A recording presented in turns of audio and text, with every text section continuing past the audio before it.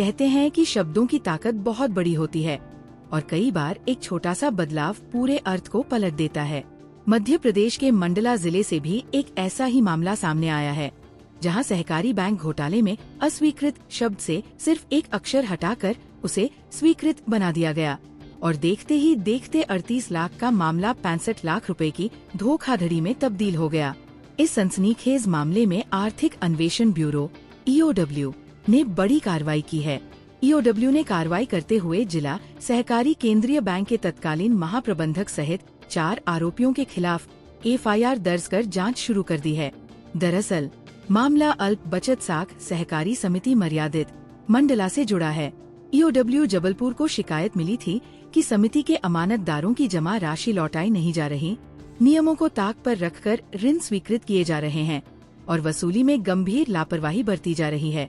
शिकायत के आधार पर EOW SP अनिल विश्वकर्मा के निर्देश पर जांच टीम गठित की गई।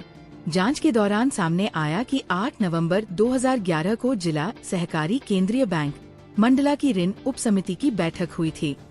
इस बैठक में ये तथ्य दर्ज किया गया कि अल्प बचत साख सहकारी समिति पर 38 लाख रुपए का बकाया लोन है, इसलिए सर्वसम्मति से इस लोन प्रस्ताव को अस्वीकृत किया जाता है। लेकिन यहीं से घोटाले की पटकथा लिखी गई।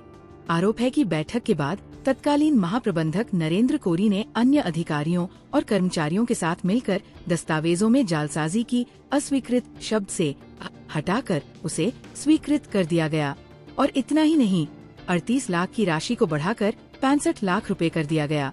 महज 3 दिन बाद 12 नवंबर 2011 को महाप्रबंधक के हस्ताक्षर से 65 लाख रुपए का अल्प अकृषि लोन स्वीकृत कर दिया गया।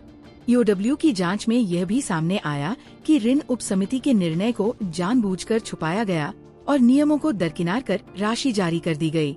बाद में ये रकम तत्कालीन महाप्रबंधक नरेंद्र कोरी, स्थापना प्रभारी NL यादव, लेखापाल अतुल दुबे और अल्प बचत साख सहकारी समिति की प्रबंधक शशि चौधरी ने आपस में बांट ली। जांच एजेंसी ने ये भी खुलासा किया कि वर्तमान कार्यकाल में भी प्रबंधक शशि चौधरी ने प्रतिबंधित समिति के गैर सदस्यों से करीब 26.68 लाख रुपए अवैधानिक रूप से वसूले, जो स्पष्ट रूप से पद के दुरुपयोग और धोखाधड़ी की श्रेणी में आता है। EOW ने इस केस में शासकीय पदों के दुरुपयोग, आपराधिक षड्यंत्र, धोखाधड़ी, जालसाजी और फर्जी दस्तावेजों के जरिए बैंक को 65 लाख रुपए का नुकसान पहुंचाने का मामला दर्ज किया है। थाना अपराध क्रमांक 168/2025 के तहत भारतीय दंड संहिता की धाराएं 409, 420, 467, 468, 471, 120B और भ्रष्टाचार निवारण अधिनियम 2018 की धारा 7C में केस दर्ज कर आगे की गहन जांच की जा रही है। विशेष बात यह है कि जो इनके संचालक मंडल की जो बैठक हुई, जो पहली बार या दूसरी बार जो लिमिट बढ़ाई गई थी, उसमें लिमिट बढ़ाने की जो मांग थी उसको अस्वीकृत किया गया था, जिसको बाद में इन्होंने कुछ राइटिंग में हेराफेरी करके उसको स्वीकृत कर दिया। तो ये एक अपराध ये है, और दूसरा कवन से रिलेटेड हो जाता है फाइनेंशियल मैटर।